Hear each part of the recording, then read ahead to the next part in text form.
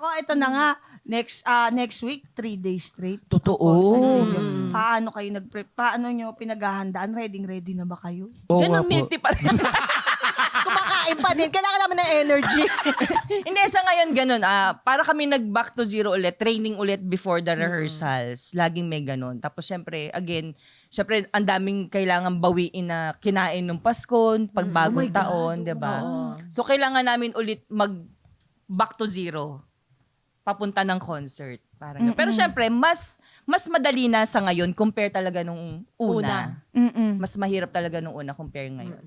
Kasi pati yung memorization, kailangan namin i-training yun yung utak namin for that, na mag-adapt ng steps ng mabilis. Kasi ang tagal, lalo na yung mga mami, syempre, di ba, anesthesia, pack. O, lagi niya pong sinasabi yan dito. Dati kakagawa mo lang ngayon, humarap ka lang dito. Ano daw? nga yun? Ano yun? Oo, Tapos ganun nag-vertigo ka pa. Oh, Ang dami ng ang dami ng mga Mismong nararamdaman. concert nga, di ba mismong concert, sex, band, tapos meron kayo mga lakad-lakad na ano, di ba? Ang kapal-kapal ng usok. Kasi gagawin na kami, saan nga ako? Kasi na-blocking ko nga dito. Para kami mga nawawalang sisiw. Babalik. Hindi naman nila Doon ka sa kabila. Dito. Yan, ganyan. Seryoso yun na day one. Nakakatawa yung nagtatanungan kami saan ang blocking namin. Nakaka-proud talaga kayo. Hindi ko ma-imagine. Yung nanay ka, tapos nagtatanda ka ng ganyan karaming steps, minamanage mo yung bahay mo, o kailangan magluluto ako ng pantatlong araw kasi 3 days yung concert. I'm sure! Diyos ko! Minsan pa pag naglilinis kayo, nag-steps, nag-aaral ba kayo? Habang nagluluto ng spaghetti. Spaghetti pa. May ganun? Pinanonood namin yung rehearsal. Kapag may Kunyari, ginagawa. naglalaba ka. Sobrang Lalaba ka. multi- Yung rehearsal na naka-video namin, gaganyan mo yan dyan. My God. One. Ayan. Oo. Hindi nakakatuwa, O kaya yung diba? naglilinis ka lang, yung Nakaka-proud hihinto ka kayo. din, tapos ano mo yung Nakaka-proud. titingin ka. Kailangan Grabe yung talaga. empowerment. Ang hirap na kayo maging nanay tapos ginagawa nyo pa yun. Wow! Kaya diba? deserve nyo po talagang sold out. Galing. Thank you. Kanina, Ate Mia, di ba na yung asaran mo kay Ate Shine? Normal yun, Matalino di to ba sa eh. inaasar? Normal yun. Sino bang mas brainy sa inyong dalawa talaga? At first honor ako. Second honor ako. Kung nandito si Jolan, third honor yun. Bakit? Ate Shine, sabi nila Inglesera ka daw kasi binago mo daw ang konsepto ng bullseye. Ang meaning ng bullseye. Ano ba kwento nun? Hindi. Nakwento, share mo na yung katangahan mo. Hindi kasi. Be proud. Kasi I'm proud of Dati, you. pag di ba yung single ka, may makikipag-date sa'yo. Makikipag-date sa akin, taga-Alabang. Ngayon, sabi ko sa kanya, ayokong makipag-date nang walang, yung kasama. Hindi namin ginagawa yun yung ikaw lang mag-isa, aalis. Lagi kami may kasama. So, kasama ko siya and nung sinabi ko sa kanya, sabi ko, bullseye. Anong bullseye? Sabi ko, yung makikipag-date ka. Ganun na ganun pa ako. Yung makikipag-date ka. At saka ano yun nasa coffee shop kami, galit pa siya sa akin. Sabi, ito naman bullseye, di mo alam. Kasalanan ko? Sabi niya, baka eyeball. Tapos syempre nag-loading siya. Google. Ay, oo, eyeball. At eto naman, sinamahan niya naman ako noon. Sinamahan niya ako sa Alabang. Eto na, makikipagkita na. Pagtingin ko, naka-turtleneck ang lalaki. Sabi ko talaga, tara na, walang leeg.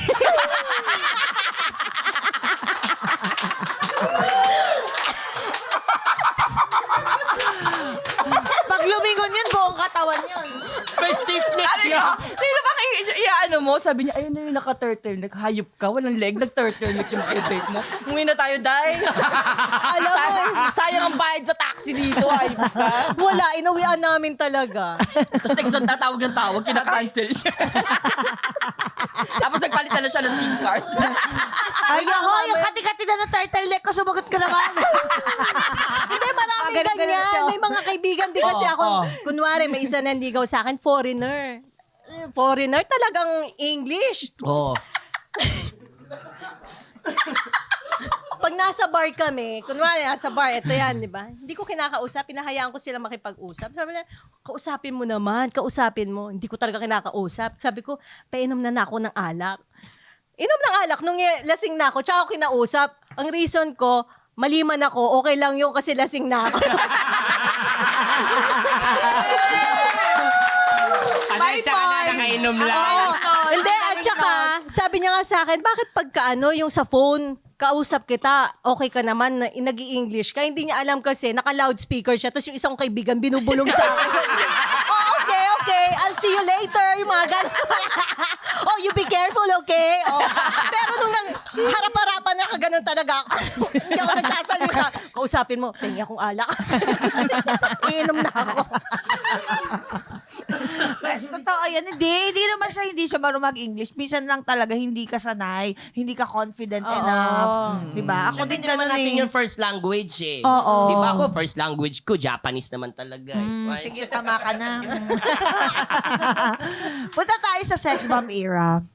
Alam niyo po, nung guest namin dito si Jopay and si Ira, kinuwento nila na naihipuan daw talaga kayo pag nagsushow. Oo, nai-enjoy na nga namin minsan.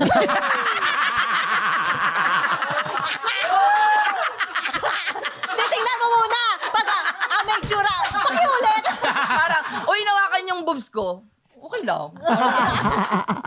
Pero meron din kayo. Namanhid na. May experience din kayong gano'n. Oo, marami. Paano? Ano nangyari? Kwento niyo ha?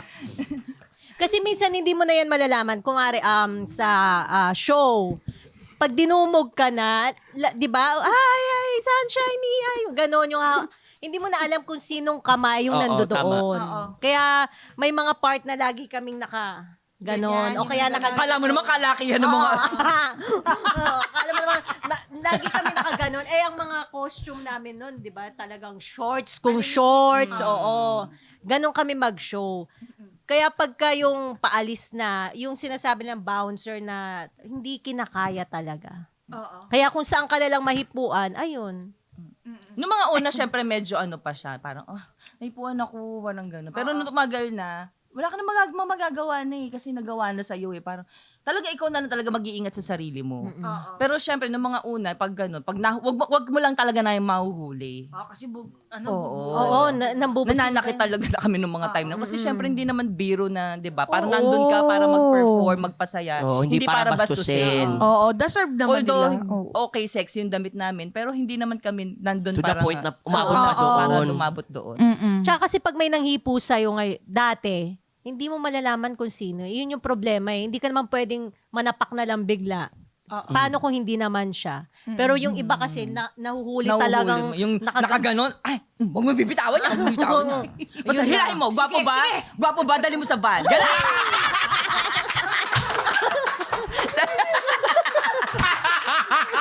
Ang saya! Pag hindi gwapo, dali sa presinto. Baka magprotesta yung mga pangit. Grabe.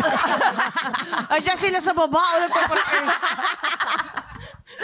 Nakakalampag yung gate ng GMA. Ha? Pogi lang? Kakainis.